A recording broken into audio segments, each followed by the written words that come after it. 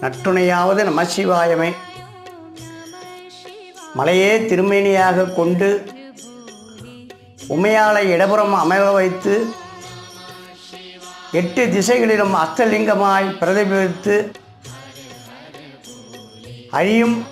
அழியா அண்ணாமலையார் தீமைகள் அழிந்து நன்மைகள் எப்போதுமே நம்முடன் இருந்து அழியாமல் காத்து ரட்சிக்கும் அந்த அண்ணாமலையாரை ஒருமுறை கிரிவலம் வருகின்ற பொழுது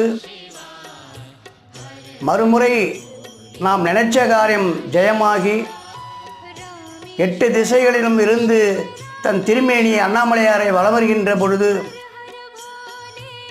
ஒவ்வொரு மனிதனுடைய குறைபாடுகளும் நீக்கி தீமைகள் அழிந்து நன்மைகள் அழியாமல் காத்தருளும் அந்த அண்ணாமலையாரை நினைத்து கிரிவலம் வருவோம்.